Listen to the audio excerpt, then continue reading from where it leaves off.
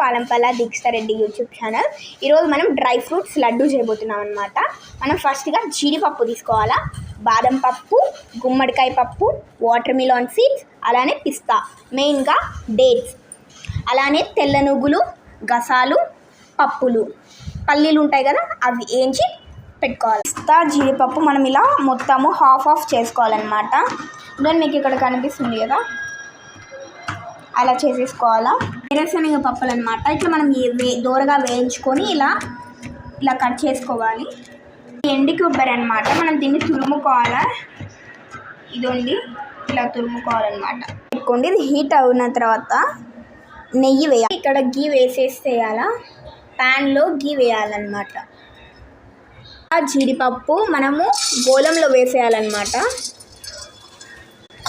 Smell వచ్చేంత వరకు మనం మంచిగా వేపనియాలన్నమాట. చూడండి అన్నమాట.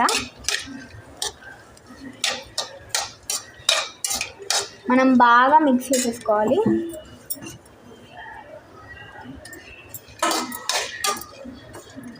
తీసేసుకోవాలన్నమాట. 2 minutes మంచిగా అది కొబ్బరి వేగేంత వరకు ఉండేసి మొత్తం ఇంకా పక్కకు తీసేసేయాలి. ప్యాన్లోనే కాస్త గీ వేసేయాలి. సీడ్స్ అలానే కలింగకాయ సీడ్స్ వేసేయాలి.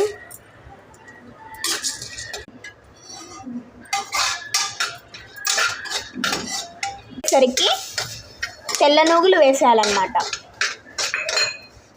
గసాలు కూడా వేసేయాలి.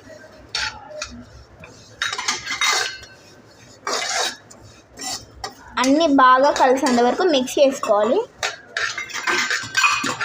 వేగేసరికి మనం పల్లీలు ఉంటాయి కదా, వేరుశనగ పప్పులు మనం మంచిగా స్మాష్ చేసినట్టు వేసేయాలన్నమాట. పప్పులు అనేది చాలా హెల్త్కి మంచిది.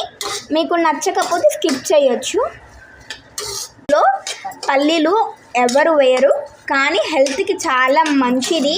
అందుకోసము మమ్మీ వేసింది. ఈ ప్యాన్లోంచి తీసి మనం సేమ్ ఉన్నాయి కదా, దాంట్లో వేసేయాలి. ఆ ప్లేట్లో వేసేయాలన్నమాట. ఉంటుంది కదా, డేట్స్ వేసేయాలి దీంట్లో.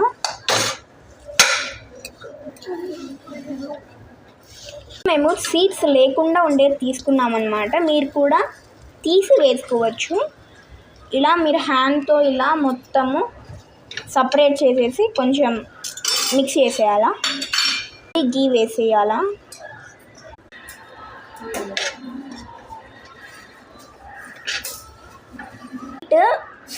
ప్యాన్ మీద ఫ్రై చేసేసి లైట్గా గీ వేసేసి తర్వాత ఇది కూల్ అవ్వేంత వరకు ఉండాలి. బాదం పిస్తా మనము కూల్